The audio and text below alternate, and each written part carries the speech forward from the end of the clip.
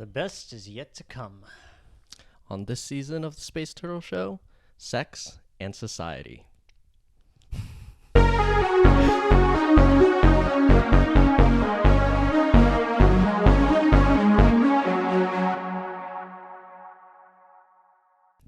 Welcome to the Space Turtle Show, Season 3. I can't believe we made it this far. It's kind of unbelievable, really. Yeah. But we've got some good additions. We're trying to, we've got an intro cobbled together now. We've come a long way. Yeah, we've got adding something. A lot of stuff, We have the whiteboard behind there occasionally. Every once in a while. Not this Yeah. time, though. This episode is too complicated. Mm-hmm. Well, these are our, this is our schedule for Season 3. Just setting it in stone so you guys can follow along. You can watch movies before episodes come out and know what's coming up. So that's what we're going to be doing today. Yeah, we just want to see if we can use these movies and maybe say them ahead of time so that in the very small chance that someone were to see this and wanted to watch these movies with us as we go, that you would have the chance to, kind of For like sure. a movie club, and we can get Yes. a community started. Yes. And people can, you guys would have a chance to watch movies on your own time, know what's coming week to week, or like know which movies you want to watch, which ones you don't, which ones to tune into. Yeah, and Lord knows we don't choose the most mainstream stuff, so you're gonna have to get time to get out there and try to find these movies sometimes. I definitely know we have to do that a lot. Yeah, I think my list anyway is gonna be a little more mainstream this time because I don't know, I'm being a normie, but No, I like your pick so far as I know. So yeah, we know most of each other's picks, but I think Yeah. we've got some surprises in there. Yes. All right. So we're gonna have the first week is gonna be the first week of May. So I think episodes come out on Saturday, right, or something. Well, it was Thursday? It was either Thursday, Friday, Saturday, or Sunday. One of those. It's gonna be Friday this time. Okay. It's Friday. Well, I'm going to start off this season so that we're switching it up and Joey can have the last pick. And mine is going to be a really interesting, surreal pick called Songs from the Second Floor by Roy Andersson. I think I should have checked this before, but I think it's like a Swedish filmmaker or something like that, somewhere in the north up there. And I've seen his second film of the trilogy, the Living trilogy, and so I really wanted to show Joey at least a glimpse of his style. And so we're starting with the first of the trilogy. Maybe we'll finish up the trilogy season 4. Yeah, well, and I don't know about you, but I don't always come into my films that I want to watch with the most knowledge, because I like to be a little bit surprised or learn it on the way. So I might not have the most information about my films. I have some though, but yeah, I'm pretty excited about that movie because we have been talking about it for I don't know, a million years now. Yeah, I'm excited too. Okay, so the first film for me, second film that we're doing, second week of May, I have chosen Parasite.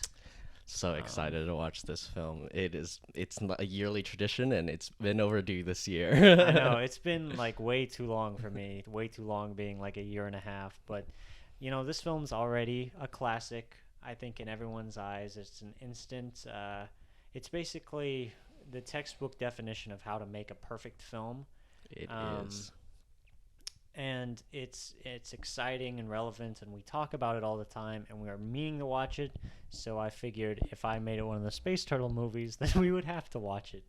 Yeah, I mean, I'm excited to see what kind of things we can dredge up by watching this movie, because it has been analyzed and everything to death. So I'm excited to see what kind of opinions we can separate ourselves from. I'm excited.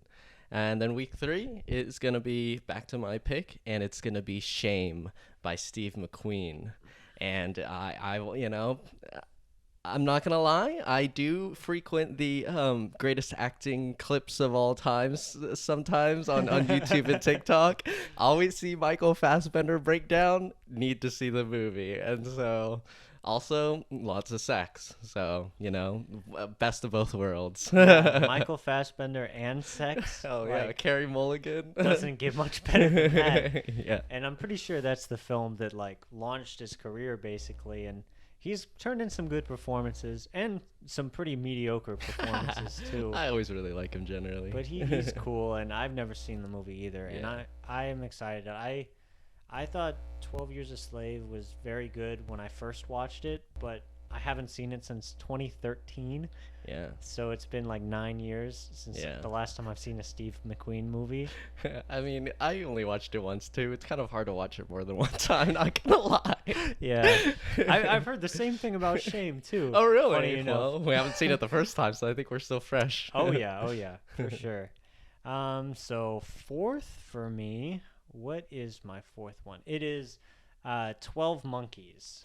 I surprisingly haven't seen this movie. 90s sci-fi Bruce Willis movie. I wanted to do a Bruce Willis movie because he has retired recently. He's got actually I can't remember the name of the illness, but it's just kind of an illness that he has a harder time remembering scripts, and it's like cognitive illness.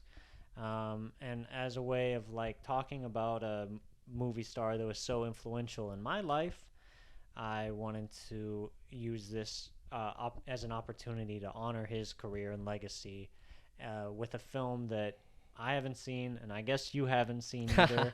Yeah. And I Isn't think Brad Pitt in that movie? Brad Pitt's in it. Terry Gilliam directed. So I think it should be an exciting, relevant movie and a good way to highlight a good way to highlight a great movie star. Yeah, that sounds good. Speaking of great movie stars, my fifth pick, right? It's fifth week. Is gonna be, I've got a lot of cinematography-esque, maybe not the most fun things to watch in some portions of this list. So I decided my third pick, we're gonna get some classic feel-good movie, and that is gonna be The Notebook.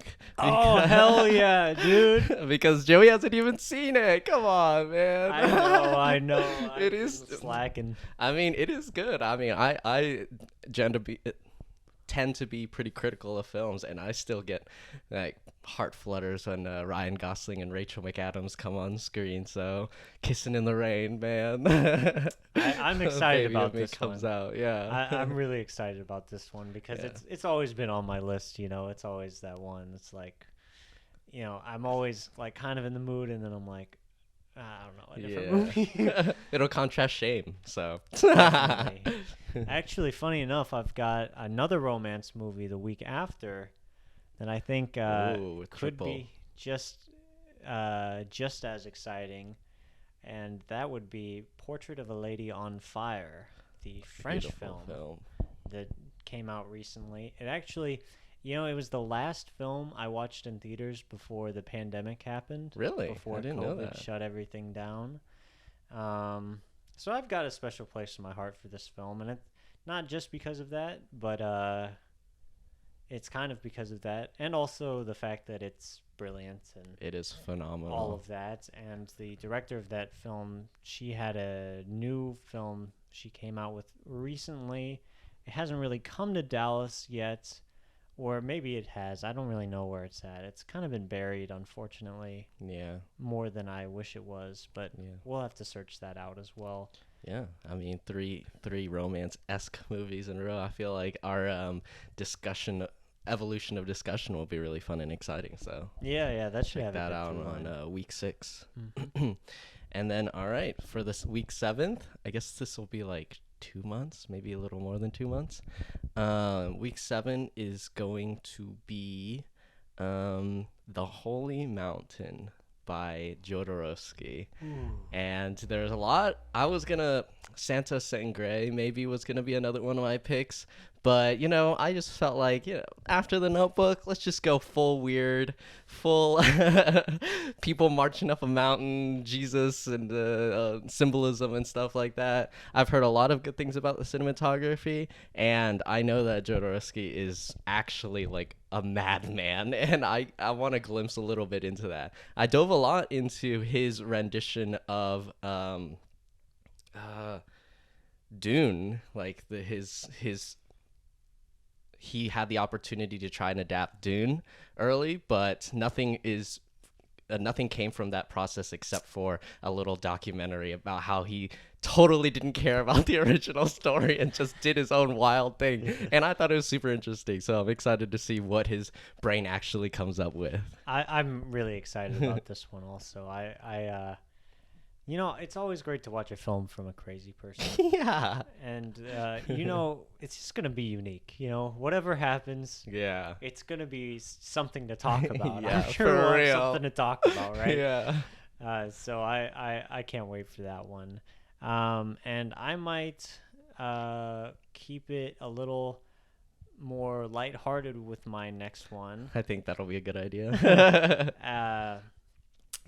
I was talking about Bruce Willis before, and this is for another retired actor. This one is a little bit lighter circumstances, and I believe him, but I don't fully believe him.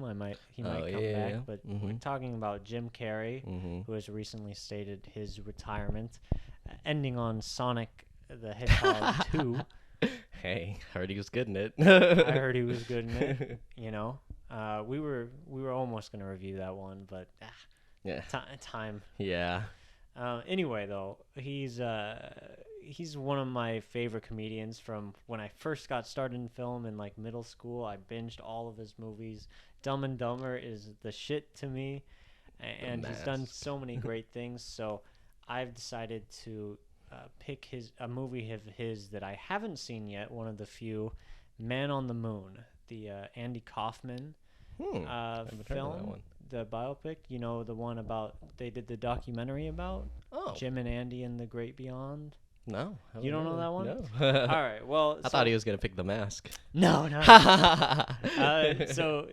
So let me go into the documentary real quick, because it's like a documentary about how this is Jim Carrey's like passion project, Man on the Moon, and he was super serious about it. He was quite a method actor for this film, and to the point where it got a little bit toxic on the set, and he was pretty difficult to work with.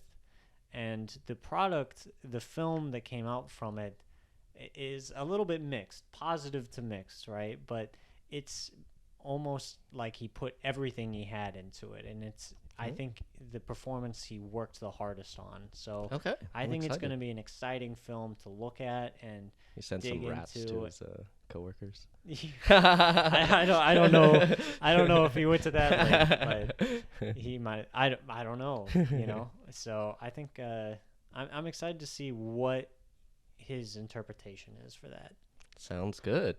And I guess for my last pick, week 9, it's gonna be a director that I can't believe I haven't seen a single movie from. So famous and so like I've heard really genius. So I'm excited to see what we can dive into.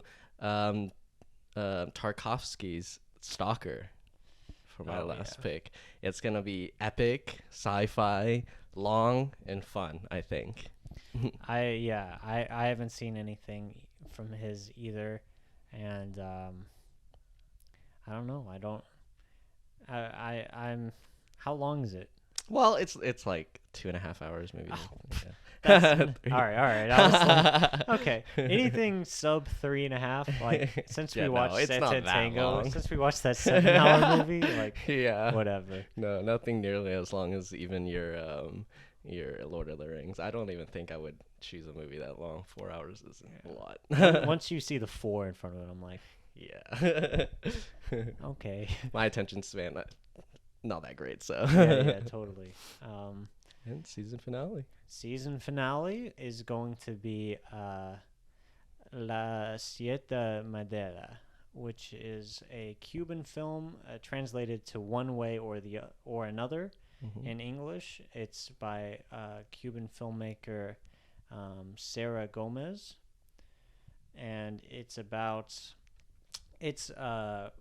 half documentary, half fiction, and it's like fiction with documentary elements sprinkled in about the Cuban town before the Cuban Revolution of 1959, I want to say. And it just talks about how that revolution impacted the community, and has talk about gentrification, minorities of the era in Cuba. And it's by a filmmaker who passed away before the film was actually released, but she had finished shooting and nearly editing. And I think there's a lot with that, mixed with it being quite a classic from Cuban cinema that excite me. And I think it would be a good way to end off the season. Yeah, for real. Going really epic and sci-fi down to very real and documentary style. I think that would be a great contrast to discuss as well. Mm-hmm. Yeah, well, those are our 10 weeks starting in May, if you guys want to follow along. And I guess we'll finish sometime around the end of the summer. So, summer movies, guys. Yeah. This is our summer movies. Of course, we'll release some stuff when blockbusters come out, too. I bet we'll be reviewing some fun movies, multiverse, and everything like that in between. Totally. So, yeah, stay tuned for those. And I guess I didn't even think about it being the summer for my picks. Not the most summer-esque movies. Nothing but, says summer like Tarkovsky's Stalker, Yeah. right? Or a Cuban documentary.